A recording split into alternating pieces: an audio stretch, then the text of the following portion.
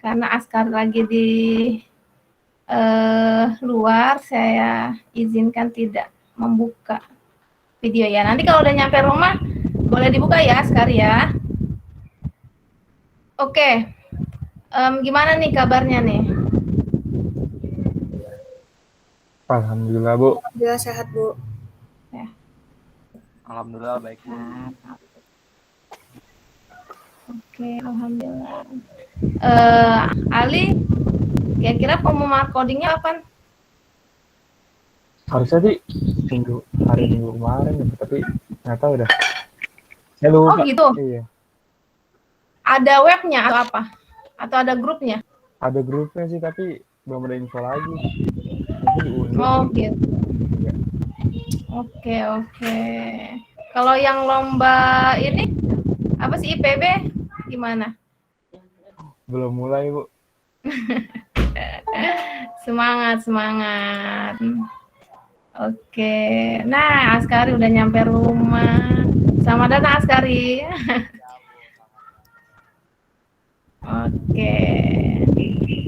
Oke. Langsung aja.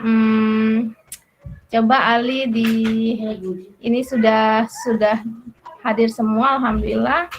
Ada Najwa Agama, Ali IPA, Halimah Agama, Ataya IPA, Adinda IPA, Zidna juga IPA, juga Askari IPA. Oke. Alhamdulillah sudah lengkap semua ya. Nah, jadi ceritanya kita berkumpul di sini udah tahu ya. Jadi kan kemarin saya becek tentang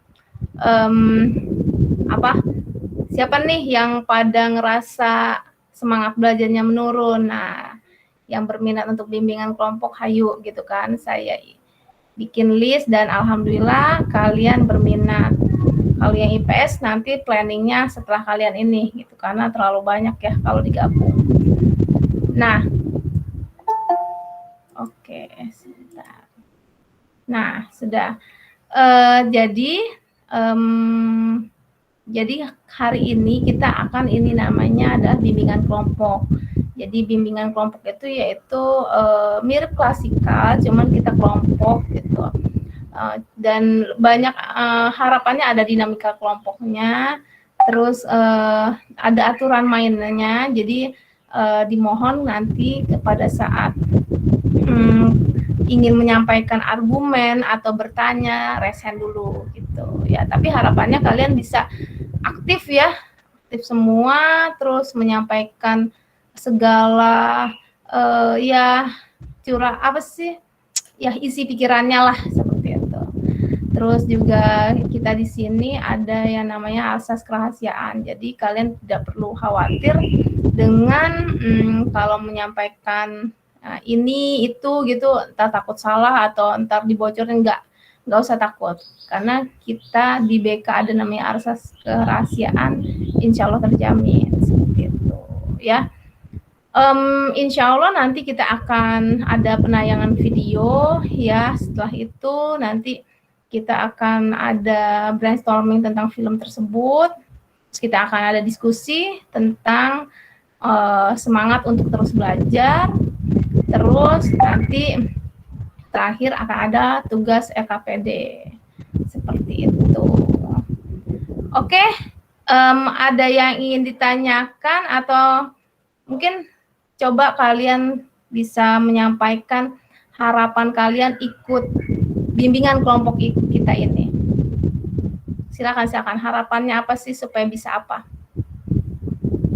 Ibu, saya mau tanya, Bu. Oke. Tadi kalau misalkan mau ngasih pendapat atau bertanya harus present dulu ya, Bu? Sebaiknya supaya misalnya kalau ada crash gitu ya, jadi ya seperti itu, nanti akan saya persilahkan seperti itu. Oke, Bu. Oke, terima kasih Ali. Ada lagi mungkin ada yang bisa mengungkapkan harapannya mengikuti bimbingan kelompok kita kali ini apa sih? Harapan saya sih saya bisa belajar, bisa jadi suka belajar gitu doang. Oke, amin, insya Allah ya. Ada lagi yang ingin menyampaikan harapannya? Silahkan. Ali. Kalau harapan saya dengan saya ngikutin kelas ini bisa seenggaknya bisa tingkatin motivasi belajar saya sih Bu. Soalnya saya lagi ngerasain kayak nggak punya motivasi gitu kalau lagi belajar. Gitu, Bu. Oke. Amin ya, semoga kita bisa saling mendukung ya, biar kita semua tetap semangat, apalagi untuk menggapai cita-cita masing-masing. Oke, mungkin itu adalah harapan-harapannya, semoga tercapai ya dari harapan-harapan ini. Sudah siap ya masuk ke inti? Oh iya, saya lupa. Tadi kayaknya saya sempat karena apa sih ada yang keluar masuk, nah kan. Jadi mungkin saya minta siapa ya, Ali bisa doa dulu Ali sebelum kita mulai. Pimpin doa. Ya Bu, sebelum kita memulai pertemuan pada siang hari ini, marilah kita membukanya dengan membaca doa Al-Fatihah. Al-Fatihah. Bismillahirrahmanirrahim. Alhamdulillahirabbil alamin arrahmanirrahim. Maliki yaumiddin. Amin ya Rabbal alamin. Sip. Terima kasih Ali. Oke, langsung saja ya. Sudah siap ya mengikuti rangkaian dari bimbingan kelompok kita? Saya akan menayangkan video. Nah, tolong disimak bagaimana kaitannya dengan belajar dan motivasi belajar. Sebentar.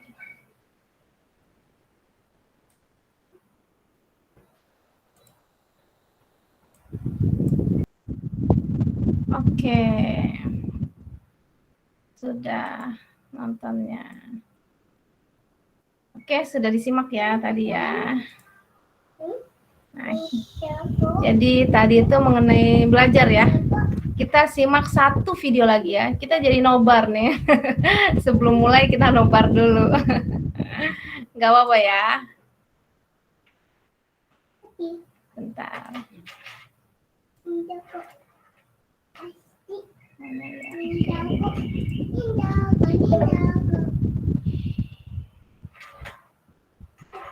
Perangkat kecil dan terjangkau ini bisa menghemat hingga 25% tagihan listrik Anda, sekaligus membantu menyelamatkan. Ada kesalahan. Cukup colokan power stand ke stop kontak di sekitar tiang listrik atau pintu ruang depan untuk menghemat konsumsi energi Anda.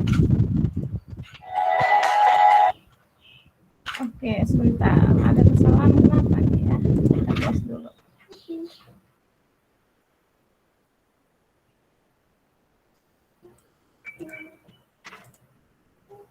Sip.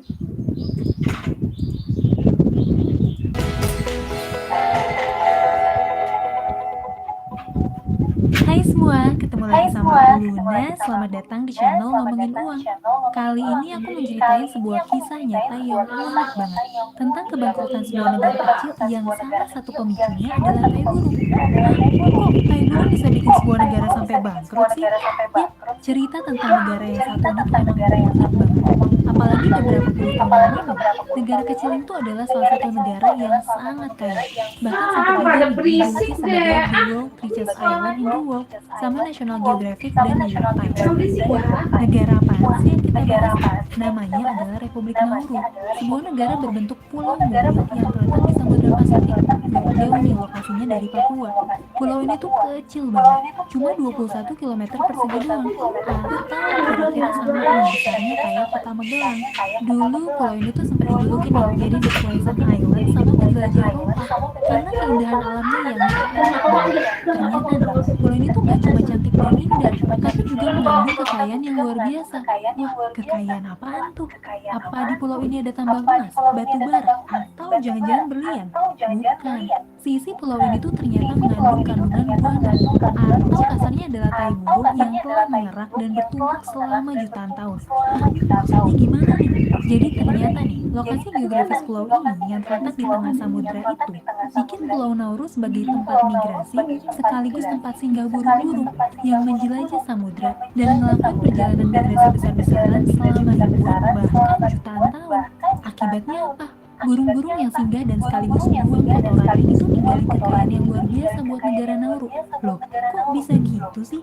Karena nih, guano yang merupakan kerak lapisan dari kotoran burung ini tuh mengandung nutrisi yang berharga, yaitu fosfat, nitrogen, dan potasium. Yang mana ya, ketiga kandungan itu sangat berharga sebagai bahan produksi pupuk dan juga mesiu. Selain itu, fosfat juga dipakai nih sampai sekarang buat proses pembuatan deterjen, pasta gigi, bahan alkalin pada bumbu masakan, dan beberapa obat tertentu gitu yang memperbaiki dinding sel, tulang, dan gigi. Karena itulah, fosfat ini tuh mengandung nilai ekonomi yang tinggi banget. Karena sampai sekarang, fosfat ini tuh nggak bisa digantiin, nggak bisa dibuat, dan cuma bisa ditambang doang. Saking berharganya guano ini, negara Bolivia, Peru, dan Chili tuh bahkan pernah berperang gitu buat memperebutkan daerah yang ngandung guano kayak di Nauru ini. Sayangnya nih, kekayaan alam di Nauru tuh baru bisa benar-benar dinikmati sama masyarakat Nauru di tahun 1968 setelah negara Nauru itu merdeka. Soalnya sebelumnya, pulau kecil ini tuh ada di bawah jajahan Jerman, Australia, sampai pendudukan Jepang. Sebagai gambaran aja nih tentang kekayaan guano di Pulau Nauru. Di tahun 1914, ketika masih dalam pendudukan Jerman, Nauru tuh berhasil memproduksi 100.000 ton fosfat. Saat itu, setiap ton fosfat itu dihargai $12,5 Australia. Sementara ongkos produksinya cuma sekitar $6 doang.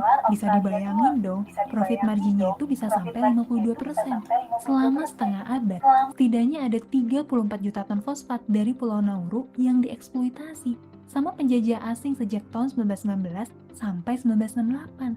Baru nih, setelah Nauru merdeka di tahun 68, mereka tuh bisa mulai nikmatin kekayaan alam mereka. Saat Nauru merdeka di tahun 1968, mereka tuh nerima tambang raksasa dengan segala fasilitasnya nih. Selain itu, Republik Nauru juga nerima pembayaran $107 juta Australia sebagai biaya ganti rugi gitu buat kerusakan lingkungan yang disebabin sama penambangan fosfat. Tapi tentu aja ya, jumlah itu tuh sebetulnya belum ada apa-apanya kalau dibandingin sama sisa fosfat yang masih berlimpah di Pulau Nauru. Menurut riset dari Daniel dan Goudi, diperkirain nih, masih ada sekitar 60-70 juta ton fosfat di Nauru yang bisa ditambang dan jadi sumber pendapatan ekspor Republik Nauru. Emangnya seberapa besar sih potensi keuntungan dari nambang kerak tai burung kayak gini? Jadi gini, di tahun 1976, National Geographic tuh ngirimin seorang jurnalis namanya Mike Holmes ke Pulau Nauru buat neliti gitu negara yang baru merdeka beberapa tahun. Dalam catatannya, Mike Holmes tuh nulis kalau Republik Nauru bisa memproduksi sekitar 2 juta ton fosfat setiap tahun dengan harga $60 Australia setiap tonnya.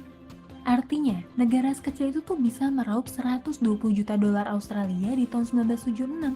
Atau kalau disesuaikan sama inflasi gitu ya, uang segitu tuh setara 9 triliun rupiah di tahun 2021 ini.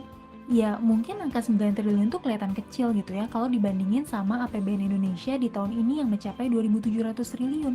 Tapi kamu harus tahu juga nih, kalau penduduk Nauru di tahun 1976 tuh cuma 7.000 orang doang. Bayangin aja, penerima negara sebesar itu tuh bisa dipakai buat nyejahterain penduduk yang cuma ada 7.000 orang doang. Makanya nggak heran kalau Mike Holmes tuh sampai nulis artikel dengan judul "This is the World Richest Nation, All of It". Diikuti juga dengan jurnalis dari New York Times nih di tahun 1982 yang nulis artikel dengan judul "World Richest Little Isle" untuk ngegambarin betapa kayanya negara Nauru karena diberkahi sama burung-burung yang bermigrasi dan di sana setiap tahunnya. Dalam catatannya nih, Holmes tuh nyeritain tentang betapa nyamannya kehidupan rakyat Nauru di era tahun 70-an sampai 80-an. Rumah mereka tuh lengkap banget dengan semua fasilitas kemewahan di masa itu, mulai dari TV, videotape, stereo set, kulkas, mesin cuci, dan lain-lain. Belum lagi ada juga nih, mobil, motor, bahkan perahu bermotor aja tuh berjajar gitu di sepanjang pantai Pulau Nauru. Saat itu masyarakat Nauru tuh cuma fokus kerja di pertambangan doang, dan pemerintah ya menggratiskan pajak buat masyarakatnya. Belum lagi pemerintah tuh juga ngebagiin banyak hal dengan gratis, mulai dari pembangunan rumah, akses listrik, air bersih, bahkan tiket penerbangan ya buat semua masyarakat Nauru tuh semuanya gratis. Wah, enak banget ya jadi warga Nauru di tahun 70-80-an. Yap, bayangin aja, GDP per kapita Nauru tuh naik hampir 2 kali lipat cuma dalam 10 tahun, sampai mencapai 5.414 US dollar di tahun 1980. Sebagai perbandingan aja nih, GDP per kapita Singapura di tahun 80-an, yang saat itu tuh lagi menggalakkan pembangunan besar-besaran, itu tuh ada di level 5.005 US dollar. Masih kalah nih sedikit sama Nauru. Padahal Singapura dengan jumlah penduduk 2,4 juta jiwa, itu tuh lagi sangat produktif di segala proyek pembangunan skala besar. Sementara Nauru yang cuma 7.800 jiwa doang bisa nyaingin Singapura dengan jualan. Tapi nih, di balik semua kenikmatan di pulau yang dijuluki sebagai Pleasant Island ini, ada bom waktu yang siap ngancurin semuanya. Rakyat Nauru tuh terlena gitu, sama segala sumber daya yang berlimpah, sampai mereka tuh lupa sama satu hal penting. Di balik kelimpahan itu, mereka nggak terlatih buat ngelola kekayaan dan keuangan mereka. Mereka juga nggak terlatih gitu buat ngadepin satu situasi ekonomi yang sangat penting, yaitu kelangkaan. Yap, tai burung itu, maksudnya fosfat itu, cepat atau lambat ia bakalan habis ditambang. Sekarang, apa yang terjadi kalau fosfat itu tuh udah habis ditambang? Nah, akhirnya nih, pemerintah Nauru mulai nyari akal. Gimana caranya supaya mereka tuh bisa ngelola cadangan kas negaranya? Mereka akhirnya nyiptain Badan Hukum Investasi Nasional. Atau kalau sekarang tuh lebih sering dikenal dengan istilah Sovereign Wealth Fund atau SWF gitu. Dengan nama Nauru Phosphate Royalties Trust atau NPRT. Lembaga SWF ini tuh bertugas buat ngelola dana miliaran dolar Republik Nauru, terus ngeinvestasiin uangnya ke luar negeri. Sayangnya nih, gak ada ahli ekonomi, gak ada juga ahli keuangan maupun investasi di Nauru. Makanya nih, mereka tuh perlu konsultasi sama banyak konsultan asing buat ngelola uangnya. Akhirnya, banyak dana kelolaan mereka yang diinvestasiin jadi aset gak liquid, kayak real estate dan hotel di berbagai kota besar di seluruh dunia. Kayak di Auckland, Manila, Melbourne, Honolulu, London, dan lain-lain. Salah satu yang cukup terkenal itu adalah pembangunan Nauru House nih, sebuah gedung pencakar langit yang sempat jadi landmark gedung tertinggi di Melbourne di tahun 70-an. Tapi sejak tahun 1976, GDP Nauru tuh terus turun seiring dengan menurunnya produksi fosfat yang berhasil ditambang. Sementara pengelolaan dana NPRT juga berantakan. Loh, kok bisa sih?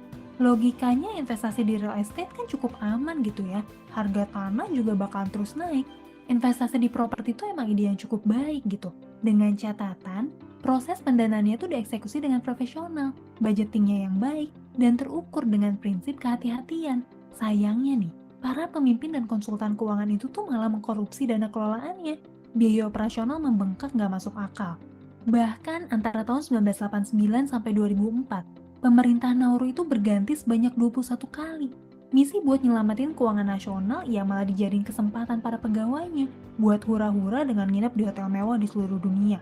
Terbang pakai tiket pesawat VIP yang harganya tuh mahal banget. Serta ngeksekusi dana kelola investasi tanpa ngitung biaya perawatan gedung, pajak bangunan di kota besar yang mahal, dan lain-lain. Sampai akhirnya nih, Nauru tuh terpaksa ngutang 239 juta dolar kepada GE Capital dan mulai kesulitan buat bayar utangnya.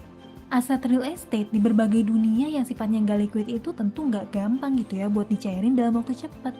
Akhirnya aset-aset properti Nauru disita sama pengadilan.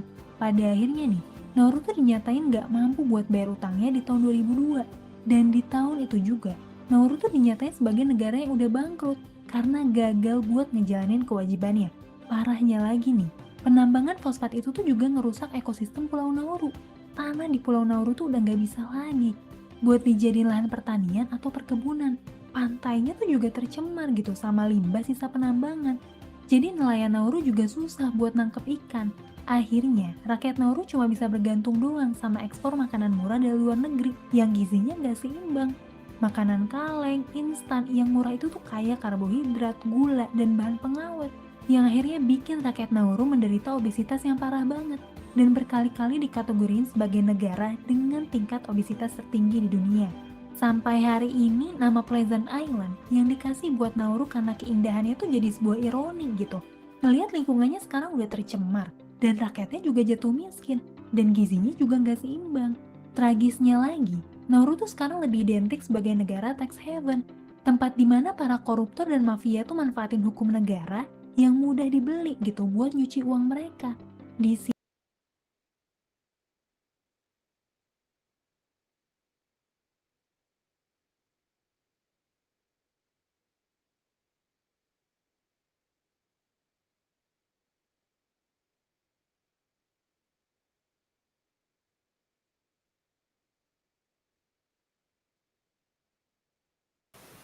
Ibu, maaf belum di-unmute, Bu. Iya, bener. Terima kasih. Udah ngomong panjang lebar, belum di-unmute. Oke, jadi setelah kita tadi udah saksiin deh ya. Menurut kalian belajar itu apa sih? Silakan. Siapa duluan? Boleh. Oke, Askari, silakan. Kalau dari yang video pertama itu belajar itu kayak nyebrangin jurang gitu. Nah, kita mulainya dari belakang itu suatu pelajaran. Terus kan dari nyebrangin jurang itu kita harus ada tahap-tahapnya kan. Apa tuh kayak yang tadi itu menyebrang dari satu sisi ke sisi lain. Terus kan nanti makin lama bakal makin mudah, sama tuh kayak belajar kalau kita terikat itu satu sama lain tuh antara pelajarannya itu makin lama makin mudah menangani pelajarannya. Terus juga dari video itu ngasih tahu gitu kalau belajar itu nggak segampang gitu, jadi ada susahnya, ada mudahnya. Terus ya akhirnya kalau dengan belajar kita bisa menguasai suatu hal atau suatu pelajaran. Sip. Askari. Ada lagi yang ingin menambahkan atau menyanggah Askari? Silakan. Halimah, silakan. Saya kurang lebih sama sih, cuma saya mau nambahin dikit. Kalau menurut saya dari video yang pertama itu kayak perumpamaan gitu. Jadi belajar walaupun di otak tuh celahnya kecil banget, tapi tuh kalau diumpamain tuh bisa jadi kayak jurang gitu. Nah terus step kan dibilang kalau belajar itu kayak sebuah proses. Terus proses bikin jembatan di antara dua tebing gitu loh, dua tebing yang di bawahnya jurang. Jadi dibilang tadi kan step pertama tuh jadi step yang paling susah karena kan kita harus nyebrangin talinya dulu, harus itu tadi yang belantung di atas talinya itu buat nyambungin tali dari satu sisi ke sisi yang lain.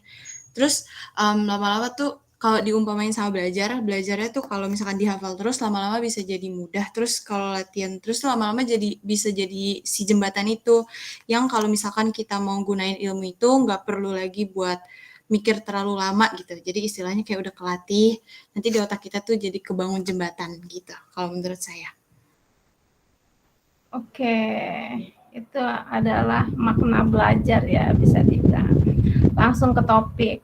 Kaitannya dengan menurut kalian ya, ada hubungannya nggak sih antara motivasi belajar sama kesuksesan? Silakan.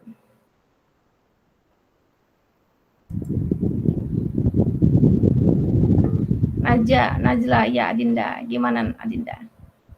Izin jawab Bu, kalau menurut saya motivasi belajar sama kesuksesan itu pasti berhubungan karena gimana caranya kita mau mulai belajar kalau kita nggak punya motivasi, pastinya nanti kita bakal berhenti aja di tengah jalan. Tapi kalau kita punya motivasi belajar yang kuat, kita pasti bakal konsisten ke depannya dalam belajar, dan pastinya kalau kita udah konsisten belajar, udah berdoa juga, udah ngelakuin segala sesuatu untuk berusaha sukses, pasti kita bakal ngedapetin hasil dari belajar itu, yaitu kesuksesan.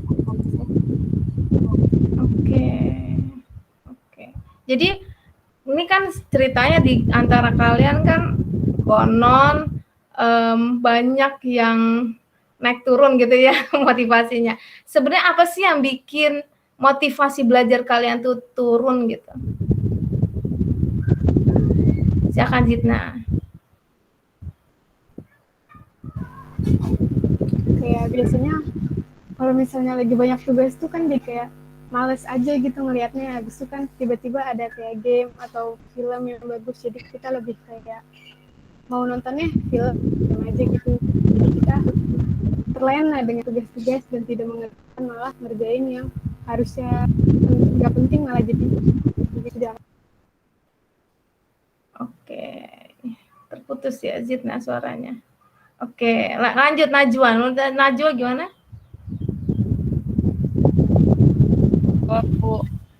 Kalau buat saya sendiri, kadang kalau motivasi belajar saya turun tuh, karena saya udah takut gagal duluan, Bu. Takut gagal duluan. Oke. Iya. Berarti kayak tadi yang ngeliat jurang tadi udah udah nggak bisa nih. Nggak bisa nyebrang nih kayak gitu ya. Oke. Ada lagi? Kenapa sih kalian pada motivasinya bisa turun gitu? Apa sih yang bikin motivasi turun? Silakan Askari. Overthinking, Bu. Overthinking gimana maksudnya? Iya, Bu, saat mau belajar itu jadi kayak overthinking gitu, jadi kayak aduh, belajar lagi kayak capek gitu, pikirannya malah di mana. Oke, belajar lagi gitu ya. Jadi bosan gitu. Gimana Askari? Suaranya agak putus-putus dah. Ya apa tuh kan tadi jadi belajar lagi terus jadi bosan gitu, jadi kayak udah nggak usah belajar, main game aja. Oke. Kalau menurut Ataya gimana? Apa sih Ataya semangatnya pernah menurun nggak Ataya? Pernah, Bu. Semangat saya turun, alasannya sama yang sebelumnya. Saya mau nambahin satu, biasanya karena orang-orang terdekat suka ngerendahin mimpi kita gitu. Oh, orang-orang terdekat ngerendahin, ya Allah. Siapa yang suka ngerendahin? Orang terdekat ini teman atau keluarga gitu? Ada lah, Bu. Oke, sip. Ada lagi yang mau nambahin penyebab motivasi belajar apa sih? Motivasi belajar turun. Oke, Halimah. Saya bukan lebih ke motivasinya sih, saya lebih ke kefokusannya gitu. Saya kalau ngerjain sesuatu lama mikirnya kayak gimana ya? Saya harus nanemin di otak saya dulu biar kalau saya mau ingat pelajaran itu tuh saya nggak perlu buka buku lagi. Tapi itu tuh butuh waktu yang lama banget. Saya cuma ngerjain satu tugas dari sekolah aja bisa 1 jam, 2 jam gitu, itu buang-buang waktu banget. Udah gitu kalau lagi ada kelas yang les atau bimbel gitu, itu tuh dari 1 jam, misalkan jam 1:30, itu tuh belajar geografi. Habis itu selesainya jam 3:30. Habis dari 3:30 itu saya lanjut lagi belajar lagi, misalkan ekonomi. Jadi tuh materinya nyampur-nyampur gitu lah, Bu, di otak saya. Gara-gara itu saya jadi kayak, ya Allah, saya bukan tipe orang yang gampang nyerah juga. Jadi saya selalu nanemin di otak saya kalau misalkan usaha saya tuh belum segede mimpi saya gitu. Kalau saya sih gitu. Jadi ya lebih ke kefokusannya aja sih. Oke. Baik. Kalau Ali gimana Ali? Kalau saya sama sih, Bu, sama kayak teman-teman yang lain, ada mungkin bosan juga kalau belajar. Sama mungkin saya mau nambahin sih, Bu, kalau saya sendiri gini, Bu, saya belum dapat motivasi yang kuat banget gitu, Bu. Kadang udah dapat tapi saya juga yang matahin motivasi itu, Bu. Kayak misalkan mungkin motivasi saya belajar biar bisa jadi dokter gitu, Bu. Tapi tiba-tiba saya kayak ngapain sih jadi dokter? Emang bisa jadi dokter gitu, Bu? Oke. Sip. Jadi benar ya. Jadi motivasi kudunya jangan dipatahin ya. Jadi selalu tanamkan afirmasi positif. Saya pasti bisa kayak gitu. Ataya juga kalau kamu direndahin ya, kamu buktikan kalau kamu bisa. Kamu terus seperti itu. Jadi jangan menyerah, ya udahlah gue emang nggak bisa. Kudunya jangan seperti itu ya, tapi justru kamu membuktikan diri. Oke, sekarang kalian pada udah tahu apa sih, karena bosen, karena apa sih ya, kayaknya belajar lagi atau motivasi, aduh ngapain jadi ini, ngapain jadi itu, atau rasanya untuk mahaminnya terasa lama, seperti tadi bikin jembatan kan juga lama ya, tapi kan setelah itu kan akan mudah gitu ya. Jadi dulu saya punya cerita dulu ya, ada temen saya gitu ya, dia nggak terlalu pintar, bahkan di MAN 7 juga ada. Jadi tahun kapan ya, angkatan 30. Angkatan 30 itu ada yang IQ-nya itu cuma 92 apa kok nggak salah. Kecil ya, nggak nyampe 100. Kaget saya juga ngeliat IQ-nya. Tapi dia diterima di mana? Dia diterima Teknik Komputer UI. Bisa ya? Kok bisa? Jadi dia berlatih terus gitu. Dia berlatih terus. Dia tidak ini sama keadaan dirinya yang mungkin seperti Halimah gitu ya, mungkin ngerasa aduh pokoknya susah gini. Dia tidak menyerah dengan itu. Dan dia tidak menyerah dengan motivasi, dengan apa sih namanya, cita-citanya seperti itu. Ya jadi kata ayahnya, kamu pasti bisa UI, coba aja dulu UI. Akhirnya benar, bisa gitu. Jadi ceritanya awalnya itu anaknya tuh nggak pengen UI kalau nggak salah, saya lupa deh. Terus habis itu tapi didorong sama ayahnya, kamu pasti bisa. Benar bisa. Dan sampai sekarang tahun kemarin ya ada yang beberapa orang yang mau nyoba Tekom UI, belum ada yang tembus. Padahal anaknya luar biasa, sekelas yang ngikut KSM udah juara kotak sih ya, kota belum sampai, udah ada yang nyampe provinsi kalau nggak salah, tapi nggak tembus gitu ya. Jadi kamu jangan ini sama, aduh kecerdasan aku kayaknya aku modelnya lama, nggak usah begitu. Yang penting rajin gitu, karena rajin insya Allah bisa. Oke, nah Jud, nah menurut kamu ya kira-kira apa sih yang bikin kamu itu bisa terbangun lagi, motivasinya apa kira-kira? Biar bisa tetap semangat apa sih gitu? Oke, Najwa. Kalau menurut saya sendiri, kadang saya suka mikir gini loh. Kalau misalkan motivasi saya lagi turun, kadang saya suka mikir orang tua udah ngebiayain kita dari kecil sampai gede buat kita jadi orang gitu loh, buat jadi orang yang sukses, buat jadi benar. Terus kalau saya kan anak pertama dari ya adik-adik masih kecil-kecil. Kadang saya juga mikir kalau saya gagal nanti adik-adik saya takutnya ngikut gitu loh, kayak takutnya malah jadi nyerah duluan, kakak aja begini-begini, gimana aku gitu. Makin naik sih. Kasih Bu. Oke. Afirmasi positif sebagai anak sulung ya. Ada lagi? Silakan Halimah. Saya juga sih Bu, kurang lebih orang tua. Ayah saya udah 50 tahun Bu, saya sedih banget kalau ngebayangin soal saya gagal terus kayak misalkan harus ngambil gap year, amit-amit gitu kan, tahun berikutnya udah gitu kita nggak bisa dapat kayak kuota SNMPTN gitu kan, itu kan kayak susah ya, bakal jalurnya cuma mandiri atau nggak SBMPTN. Mandiri juga orang tua saya harus biayain lagi, itu sih yang bikin saya kayak harus belajar terus, nggak boleh berhenti gitu. Sip. Ada lagi yang ingin menyampaikan? Silakan Adinda.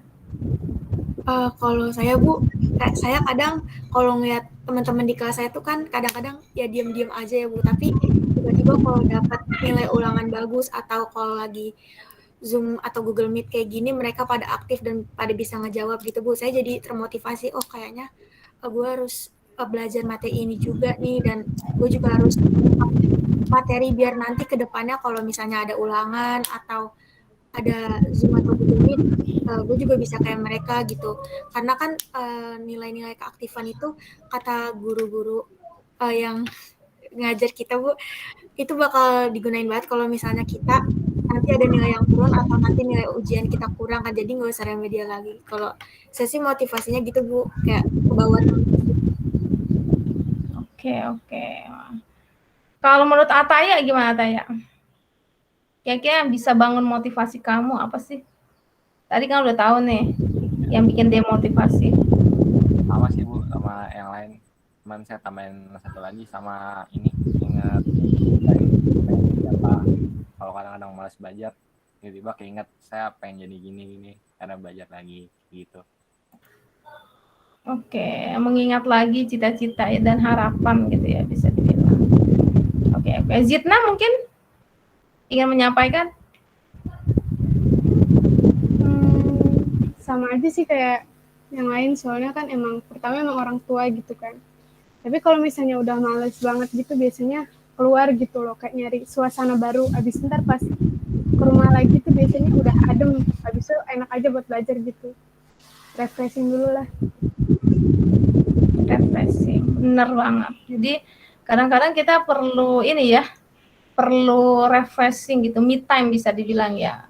Setelah begitu banyaknya tuntutan tugas dan tanggung jawab, maka kamu perlu tuh ada me time kamu yang kamu senangnya apa. Saya Korea gitu ya, ya udah nggak apa-apa. Ya beberapa 1 jam atau beberapa menit untuk refresh otak, no problem. Gitu.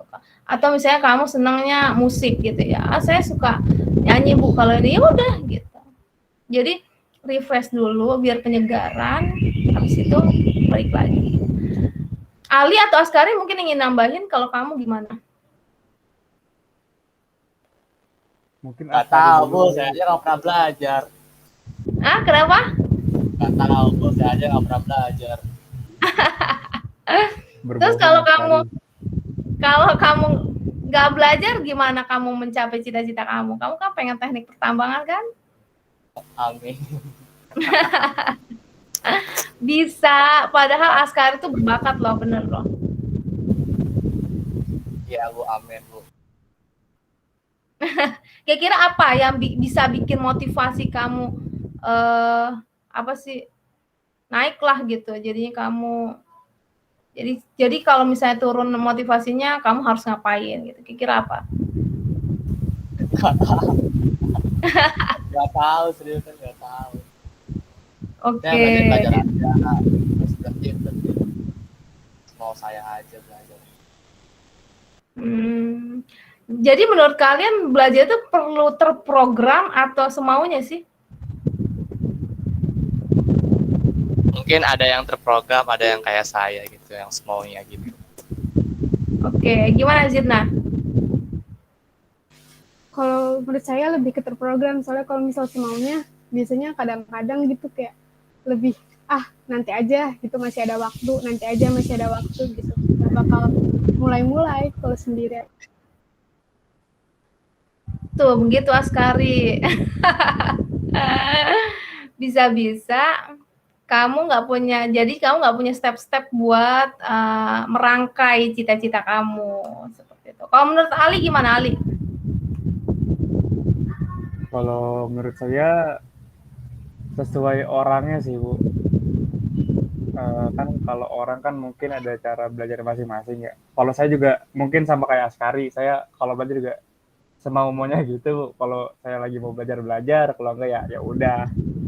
Mungkin saya gitu juga, mungkin nggak tahu juga itu jelek apa enggak, tapi cara belajar saya emang kayak gitu. Mungkin udah mencoba teratur, tapi balik lagi gitu Bu, jadi berantakan lagi gitu. Mungkin gitu sih Bu. Berantakannya gara-garanya apa? Mungkin karena terdistract suatu hal Bu, jadi udah saya programin nih, misalkan saya belajar dari jam 7 sampai jam 12 saya fokus belajar gitu ya Bu. Tapi tiba-tiba ada kerjaan lain gitu, jadi ya buyar jadinya program saya gitu. Gitu. Oke. Jadi menurut kalian perlu ada target nggak sih? Perlu ada target nggak? Itu perlu Bu. Target itu baru salah satu motivasi buat belajar. Oke. Nah, jadi planning gini ya.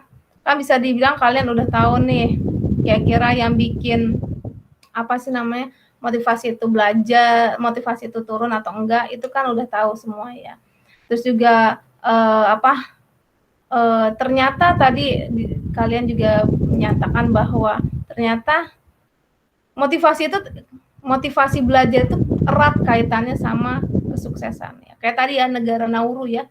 Negara Nauru tadi kan bisa dibilang negara yang kaya banget. Enak banget kan kita tinggal di situ kalau tahun 60-an ya.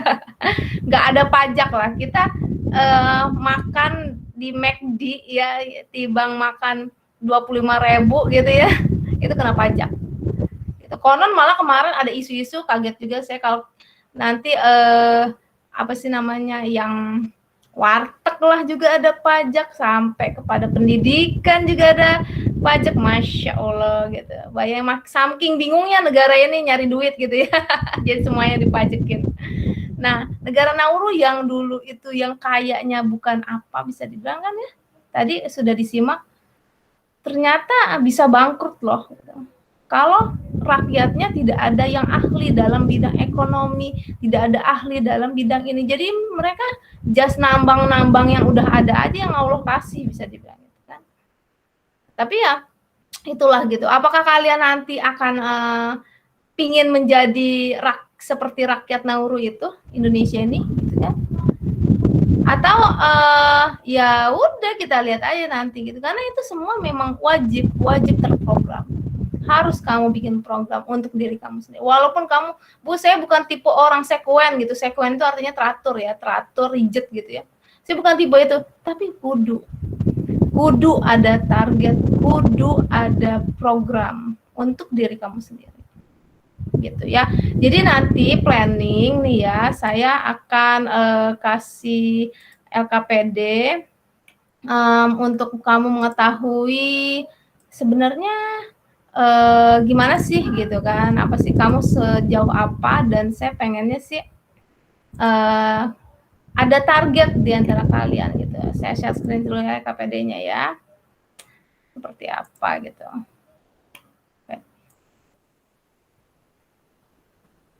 Mana ya? Oke. Nah ini dia.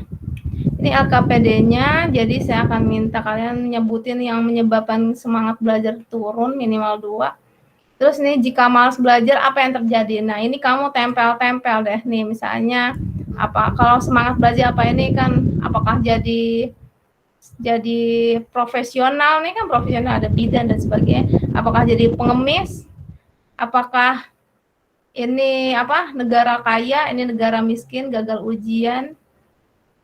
Terus ini ya gelandangan bisa dibilang, atau apa ini penerima lulus di senam PTN lulus, atau nyontek kebingungan. Nah itu tempel-tempel di sini. Jadi menurut kamu apa sih kalau malas belajar, apa yang terjadi dengan diri kalian? Nah, bisa jadi kan salah satu dari ini kalian maunya yang mana nih? Mau malas belajar atau mau terus belajar? Ya, kalian tempel-tempel. Nah habis itu kamu bikin hubungan antara motivasi belajar sama kesuksesan di masa depan. Apa hubungannya? Dinarasain kalau bisa apa sih agak panjang ya, nanti akan saya nilai. Terus menurut kamu apa yang perlu kamu lakukan untuk tetap semangat belajar?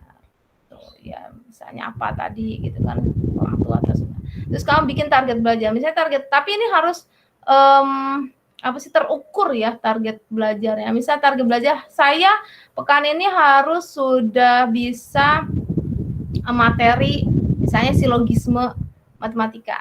Cara mencapainya saya belajar gimana, hambatannya gimana, penyelesaiannya saya gimana. Terus saya sebulan lagi saya harus bisa ini. Terus semester besok untuk pelajaran MIPA saya misalnya dapat 95 semua misalnya gitu. Cara mencapainya gimana. Jadi terukur, benar-benar bukan yang saya sukses, saya masuk surga, saya enggak yang gitu, tapi yang benar-benar bisa diukur, bisa kelihatan hasilnya. Nah, kayak gitu kamu masukin ya. Kalau kurang bisa dimasukin lagi di bawahnya, nanti akan saya tambahkan. Jadi tolong ini kalian bikin ya setelah pertemuan ini aja. Terus sebelumnya ada yang mau ditanyakan sebelum kita akhiri? Ya, silakan Ali. Bu, saya boleh minta contoh pengisiannya nggak, Bu? Kayak misalkan cara mencapainya kayak gimana, terus hambatannya gimana, penyelesaiannya gimana, boleh nggak, Bu? Oh gitu? Iya. Oke, sebentar. Najwa, kenapa Najwa? Maaf Bu, kepencet. Oke, cara pengisiannya Ali ya?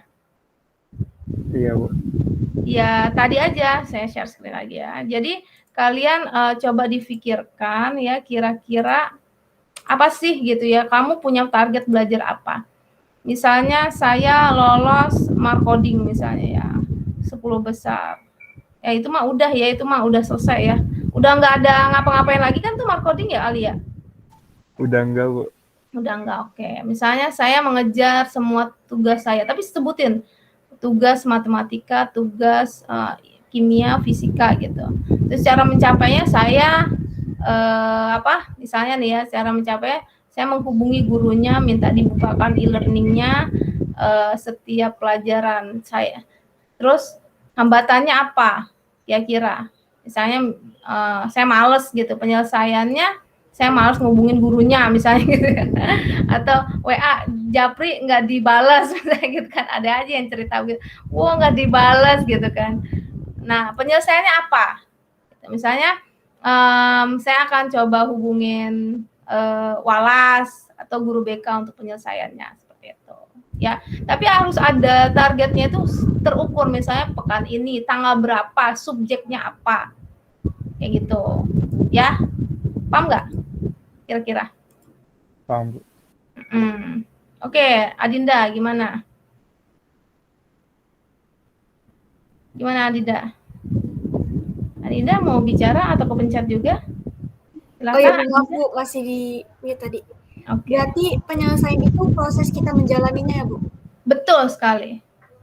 Penyelesaian dari hambatan itu. Misalnya terjadi hambatan gitu kan tadi cara mencapai ya. Nah, terus cara mencapainya begini. Oh, ternyata kayaknya ntar bakal ada hambatan deh. Nah, kan kamu ngira-ngira nih, kira-kira ada hambatan nggak ya? Nah, apa tuh hambatannya? Nah, penyelesaian dari hambatan itu. Gitu. Baik, terima kasih Bu. Sama-sama. Ya. Ada lagi yang ingin bertanya? Cukup? Oke, Ali, gimana Ali? Ibu, itu misinya minimal ada minimalnya nggak Bu? Pengisiannya? Minimal 5. Oke, Bu. Oke, ya. Saya ngasih kolomnya 7, tapi bisa ditambah. Gitu deh. Ada lagi, Askari mau bertanya? Jadi, bisa dibilang namanya belajar itu kudu terprogram ya. Kalau kamu nggak mau seperti kisah di Nauru, ya. Harapan saya sih kita semua bisa membangun negara ini. Setidaknya kalian kalaupun tidak membuat negara ini, dia mungkin nggak jadi pemimpin negara ini, setidaknya kalian sukses untuk diri kalian sendiri. Gitu ya. Nggak apa-apa kalian misalnya, Bu, saya nggak dihargain di negara ini, kalau saya orang pinter yang nggak dihargain, ya udah kamu pergi ke luar negeri, no problem. Yang penting setidaknya kamu sukses untuk diri kamu sendiri. Ya setidaknya seperti yang tadi Najwa, Halimah menyatakan kalau jangan sampai orang tua saya Bu kasihan gini gitu kan.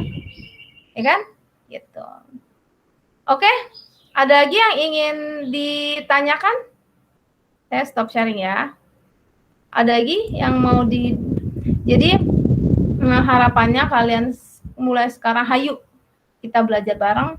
Belajar bareng itu kamu harus terprogram, singkirkan hal-hal yang membuat kamu itu kayaknya bikin nggak ini gitu ya, nggak efektif, nggak produktif gitu ya. Jadi seperti itu. Jadi harapannya kamu harus siap gitu, karena di depan itu, di luar sana ada man IC yang siap bersaing dengan kamu. Ada sekolah-sekolah penabur yang siap menggeser orang-orang yang mau masuk UI. Ya, kalau kamunya mengalami demotivasi, sedangkan di sana motivasinya ditambah cerdasnya, akhirnya bisa seperti apa kamu? Itu pilihan kamu. Gitu, ya. Oke, semoga bermanfaat pertemuan kita hari ini. Kalau memang kalian tidak bisa belajar sendiri, manfaatkan fasilitas untuk belajar kelompok. Atau mungkin mau belajar dari Aku Pintar misalnya, Aku Pintar itu juga bagus loh, gitu ya. Atau misalnya dari YouTube, silakan. Aku Pintar itu gratis, kamu ada macam-macam soal TO gitu, dan pembahasannya itu gratis. Kalau Zenius kan masih ada lah yang nggak kebuka gitu ya, ininya gitu, videonya. Tapi kalau Aku Pintar tuh kebuka semua. Oke, mungkin dari saya cukup. Semoga bermanfaat pertemuan kita kali ini. Silahkan Ali bisa ditutup. Oke, terima kasih Bu Desi atas ilmunya pada siang hari ini. Untuk mengakhiri pertemuan pada siang hari ini, marilah kita tutup dengan hamdalah dan doa kafaratul majlis. Alhamdulillahirrahmanirrahim. Subhanakallahumma wa bihamdika asyhadu an la ilaha illa anta astaghfiruka wa atubu ilaik. Ya, terima kasih semuanya. Link LKPD tadi akan saya kasih di WA ya. Terima kasih semua. Assalamualaikum. Terima kasih Bu. Waalaikumsalam. Terima kasih, Bu. Makin semangat ya. Semangat Ali, Askari. Yo. Bikin program ya. Assalamualaikum, Bu. Waalaikumsalam.